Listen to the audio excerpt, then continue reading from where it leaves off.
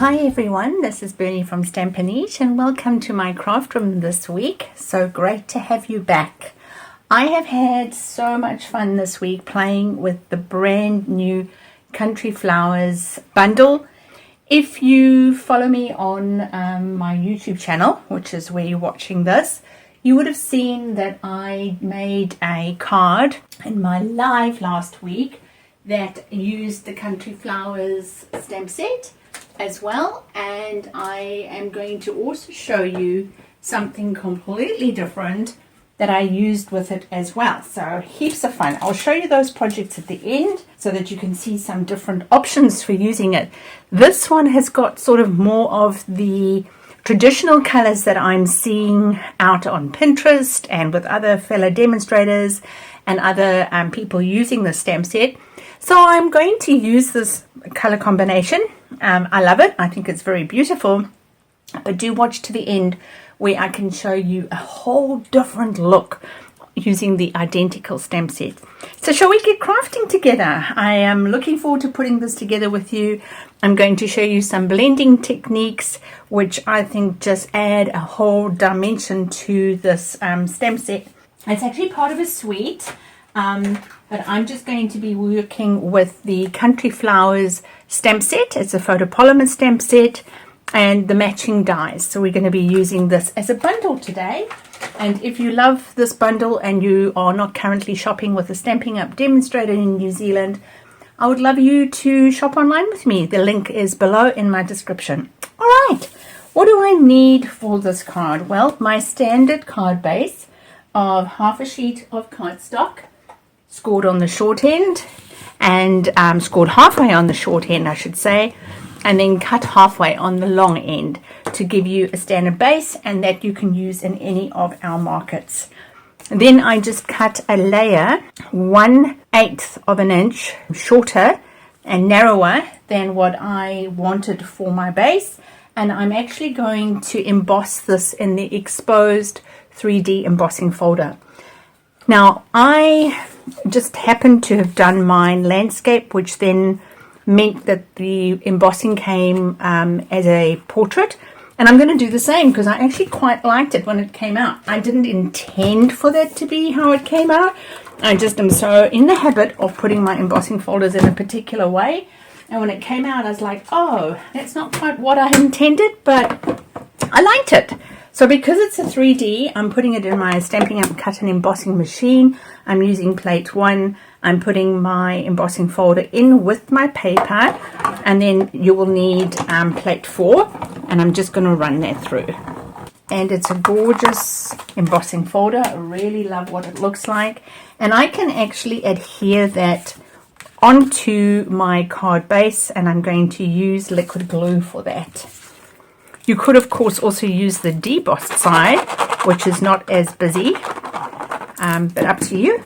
Remember, when you're using our Tombow liquid glue, you don't need as much glue as what you would ordinarily use with normal glue, because it is very strong and it spreads when you apply it onto your surface. Now, in the background, there are 3 strips of some designer series paper, and this design I actually cased off Jackie Williams, one of the kits that we received as her team for one of her events that she did for her team the other day. She did it using a different card. Let me just quickly show that to you now. This is the design that we did, and I loved how she brought the pieces of designer series paper in there. So I copied that design, that concept, but I just changed my focal point. So I used 3 pieces of the Country Woods designer series paper, and I'm just going to place some glue where I want that. I'm going to let it hang over slightly, and then I will come back and trim it. This is the way I do it. You perhaps have another way that you prefer to do it, but I just like to do it this way. I also like to just add different angles of my paper as well, so that it's just has a bit of interest. Alright, now that I've glued that all down, I'm just going to open my card, flip it over, And using my paper snips, I'm just going to use the base, the border of my card, them off, so that they're now nice and straight and parallel with my card. Now I have a piece of cardstock, basic white cardstock. Let me just measure this up for you. It is 3.5 inches by 4 3/4. That one's going to become the background, and then the smaller one is where we are going to put our pictures. So that's 3 1/4 by 4 1/2. So right at this moment, we don't actually need them right now. So I'm just going to pop this all to the side, and I'm going to bring in my stamping mat, and we're going to first do some stamping of the table and the teapot, and then I'm going to show you how I blend those, and then we'll do the flowers. So when you're working with alcohol blending pens, you would traditionally use Memento. I didn't really want the starkness of the Memento black, so I'm going to actually be using a water-based ink, which is basic grey, but of course you can use black. It may bleed a little bit, so we'll just have to just go carefully when I do my blending. And while I have the grey out, I'm just going to stamp my sentiment, which also comes from the same stamp set, and it says best friend ever, but I just want the best friend, and I'm going to pop it down there so that it's out the way. Okay, now I'm bringing in my blending pens, and I'm using Crumb Cake, the light and the dark. I'm going to start with the table, and I'm going to bring in long strokes about 3/4 of the way down, and then I'm going to go across, same at the top of my table. Now I'm bringing in the light Crumb Cake, and on the legs I'm just going up and down, and I'm just going across with the broad tip. Coming back with my dark, I'm now going to draw those long lines again, but not to where the dark finished the first time, just a bit shorter, and do the same on the top. So you will see where your dark ended, and you just want to bring it in just a little bit before that. Coming in once again with my light, and just going over that with my light Crumb Cake. And one final time with the dark, just a little bit in the corners of my table top, and just a little bit underneath the legs.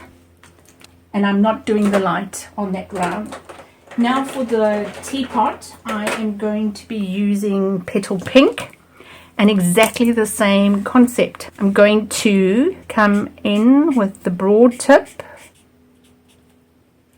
and I'm going to color in about 3/4 of the teapot, bringing in my light Petal Pink, and just going across and coming down here, and in this little bit that was left, coming back with the dark.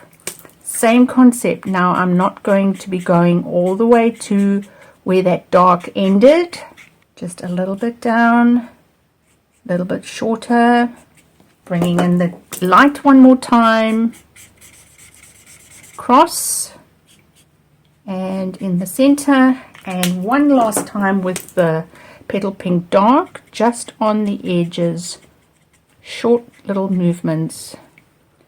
And I'm just going to come on the edge of that teapot, and there we have the blending done. Now I'm just going to, in this little stamp set is a flower, so I'm just going to stamp that.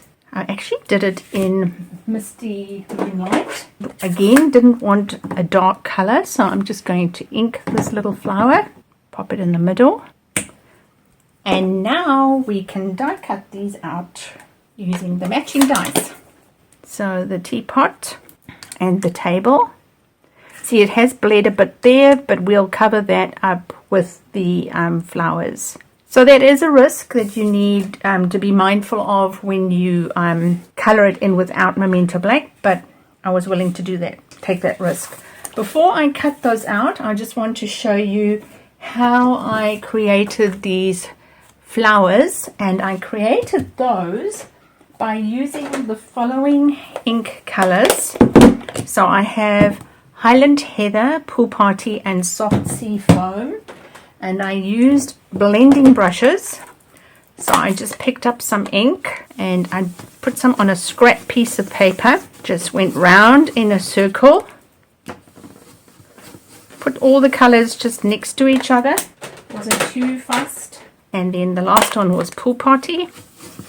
Even if it has a little bit of brush marks on it, that's not a biggie. And then I brought in the dies from the Country Flowers. We have these 3 sets of flowers. I want to use this one for the purple, and I want to use the 2 other smaller ones for the blue, and then this joint leaf goes on the Soft Sea Foam. Okay, so I'm going to cut out my table and my teapot, and I have already cut out the flowers ahead of time just to spare you sitting watching me do all of that. So I'm die cutting, so I've got plate 1, 2 and plate 3, and then I'm putting my cardstock and my image with its matching die on plate 3, and then I like to just hold it down with something like washi tape or sticky tape, and then I'm putting plate 3 on top, and I'm rolling this through my cut and emboss machine. And of course you will also be die cutting all those flowers out like I showed you, but as I've already done them, I won't be showing you. So if I bring in my smaller layer of the cardstock, I can now trim the top of my little table off ever so slightly, and I'm going to glue that down with my liquid adhesive, positioning that about over here. I'm also just going to trim off the bottom of this teapot because it die cut it a little bit wider. Okay, and I'm going to pop that on dimensionals, and I'm putting my teapot on that line. There's a line of the table. I'm going to put it on that line so that it looks like it's sitting on the table. Now my flowers that I cut, so I'm going to put my leaves down, just putting a little bit of liquid adhesive glue, just a dot here and there. Honestly, don't need more than that. So I'm tucking that in and bringing that leaf over like that. Okay. And now I have little fine detail. I've got my purple, my Highland Heather, and I'm popping that in the center. Put another Highland Heather, cover that little dot, tuck it underneath, and one more Highland Heather over the seam of my teapot. And now I can bring in the Soft Sea Foam. Just want to lift that leaf a little bit and then tuck that underneath. Pop that one in the middle here. I'm bringing in another one. I'm going to put this one under that flower in between. Always looking to balance our flowers in odd numbers. It just looks better on the eye when we see them. And I need one more purple underneath. Love that. And I have a few flowers spare, so I can do something else with them somewhere else. So all I now need to do is I just need to cut out the best friend ever. So I'm going to just come in with my paper snips and cut that off. A couple of things still to do, and then we can put it all together. Putting that at the bottom. Of course you could put it off there at the side, but I didn't want to spoil my flower arrangement. Now we've got 2 more things we need to do still. With my Stampin' Up! Right marker in Pool Party with the broad tip, I am just going to flick some dots just around my image, just to take away that negative space that there's quite a lot of. And then the last thing we need to do is add some adhesives. And I actually found that the 2024-2026 In Color Shimmer Gems were perfect. And ironically, the Summer Splash? Summer Splash. The Summer Splash just toned in so well with these colors, even though I didn't use them at all. So I'm going to use that. Now we can put this all together. So I'm going to glue base, my layer that I've put this all on. I'm going to put that onto the larger panel, and then that panel I'm going to adhere with some dimensionals, and I'm going to be quite generous. All right, let's bring in the card front. Oops, almost went upside down. Do just always check your orientation of your card before you stick stuff down. I have done that. Putting that in the middle, and of course you can decorate the inside. I won't do that now, but you can decorate the inside. So aren't they gorgeous? I just love how they have turned out. So let me show you what I did with the same suite, or bundle rather.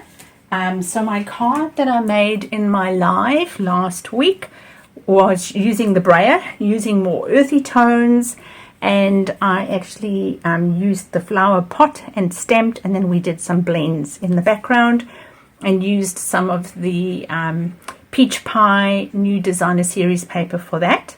So that was fun, and that's with copper clay, so the sort of more metallics, and that little dot in the middle is the metallic effects that I used. And then at a class that I taught last week, I took the same concept, but we actually created a little zine. And so for this one, I did a border. I created a embossed border. We did the same sort of concept where we did the brayering, and then did the pots, and you put some of that metallic into the flower pots and made it really arty and just something completely different using the exact same bundle. So have a look at these different options. These are all using the same bundle. This one just used the stamps, this one used the dies and the stamps, and I think I just had so much fun playing with this and using different concepts with it. So if you've liked what you've seen today, please like this video, subscribe to my channel if you aren't already doing that, click the bell so that you receive all notifications of when I go live on a Tuesday evening and when I post these scheduled posts. And be sure to also subscribe to my newsletter. The drop down box, just click the drop down box. The link is there for you to subscribe to my newsletter. There's a lot there that you that I don't put on for public, so do be sure that you click on there as well. So that's me for this week. Hope you have had heaps of fun watching this. Why don't you go and have a play with the Country Flower bundle and enjoy using it. And remember, until we meet again, to stamp, to eat, to sleep, and repeat.